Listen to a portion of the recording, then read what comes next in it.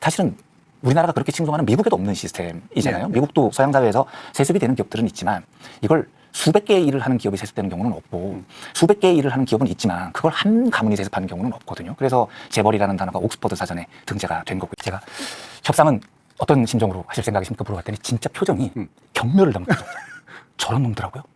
협상을요? 이렇게 얘기를 하는 거예요. 그 노동자 대표들. 예, 그 소리가 탁 들리는 저런 놈더라고요. 그런데 이런 이상한 시스템을 우리나라 사람들이 용인을 합니다. 네. 칭송을 하기까지 해요. 이런 문화가 왜 형성이 된 걸까요? 익숙함에 의한 결과라고 생각을 하고요.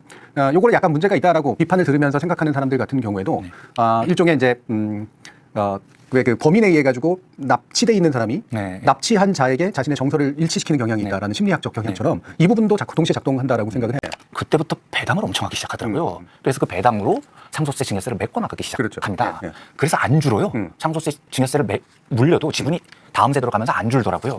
그리고 그렇다면 구조적으로 바꿀 수 없고 아까 뭐 이재용이 나와서 얘기를 했습니다만 본인이 저렇게 선언을 하지 않는 한 저것도 지켜질지는 두고 봐야 되겠습니다만 그러니까요.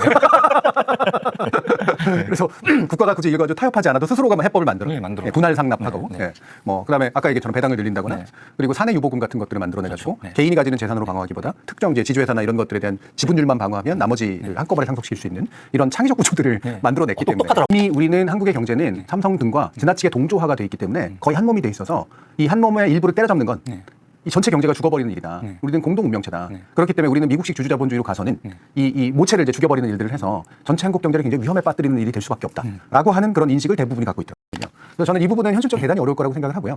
대신 인공지능이 몰고 올 폭풍이 기존의 거대한 자본이 거대하게 재벌 구조를 이루어가면서 기업들을 이런 식으로 몰아가며 순환 출자해가지고 몰고 가는 구조 깨질 거라고 생각을 합니다. 그 방식으로 이 유연함에 견딜 수가 없을 거예요. 이거는 노동자들한테도 굉장한 위협이고 심지어는 이 전체를 가지고 있는 재벌들한테도 굉장히 위협입니다.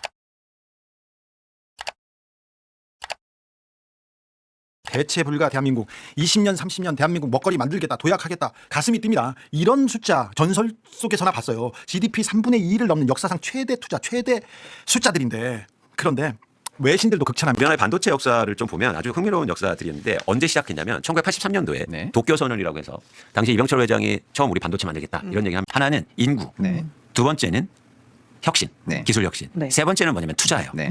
그런데 우리나라는 인구 줄죠. 그래서 잠재 성장률 떨어지는 거예요. 혁신 아직까지는 퀘스천이었어요. 그런데 여기서 투자를 하겠다라는 거 우리나라 잠재 성장률을 빠르게 끌어올릴 수 있는 거고. 그래서 국가적 차원에서도 굉장히 의미가 있습니다. 그러니까 반도체 팹을 짓기에는 딱 세 가지 말씀드립니다. 전기, 물, 그다음에 넓은 땅. 전기와 재생에너지가 차고 넘쳐서 이제는 추력 제한도 할 지경이잖아요. 호남은 그렇습니다. 호남은 그리고 물은 이미 여러 번 반복해서 대통령께서도 이미 설명을 했지만 호남 충분한 물이 있습니다. 우리 걱정 안 해도 돼. 만든 반도체가 아니면 안 받겠다. 그러니까 달성해라.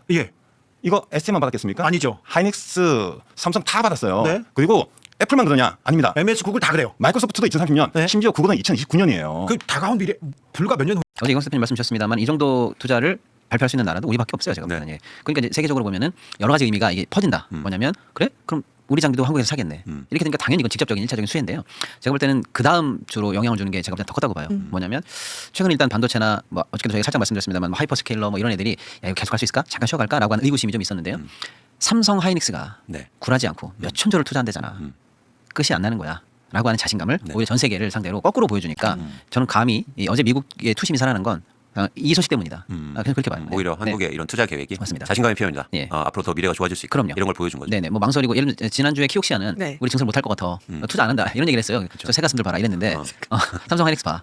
이 깐다고 보라고 자. 삼성 하이닉스가 이런 과감한 투자를 할 수 있는 배경은 뭐냐? 적어도 2027년, 2028년까지 까딱 없다는 얘기. 삼성전기가 4,500억 원 규모의 AI 서버용 MLCC 공급 계약을 체결했다라고 합니다. 아마 북미의 클라우드 하이퍼스케일러일 것이라고 추정을 하고 있고요. 계약 기간은 내년 1월부터 12월입니다. 대규모 수주이기 때문에 이례적으로 와 이렇게까지 받을 수 있네.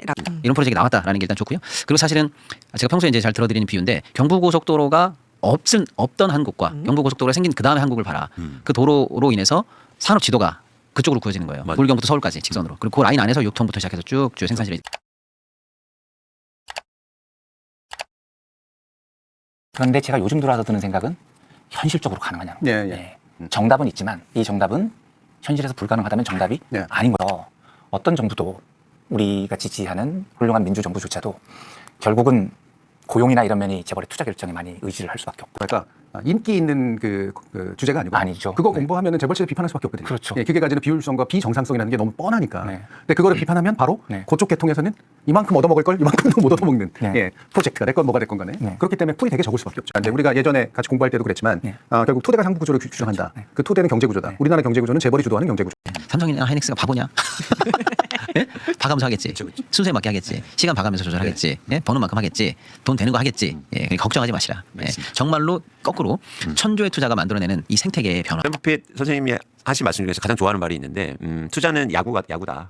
근데 스트라이크 아웃이 없는 야구다. 그래서 내가 좋아하는 공이 들어올 때까지 기다리면 된다. 그 얘기 좋습니다. 그래서 지금 그냥 근데 어쨌거나 이제 투자자분들이 좀 이제 계속 나오는 단어지만 또라고 하는 일이 계속 있는 거예요. 저번에는 뭐 무슨 기관이 뺀다더니 이번엔 글로벌 국부 펀드들이 뺀다더니 이번엔 영국계 자금이 뺀다더니 이제 6월 지나고 나서 좀 해결되나 했더니 7월부터는 우리 연금이 뺀다더니라고 하는 소위 말하는 리밸런싱 이슈는 조금 이제 상수로 계속 염두해 두셔야 될 수밖에 없다. 예. 근데 또 여기 하나 나왔습니다. 자, 호남에는 인재가 없어. 이 부분은 어찌 생각하십니까?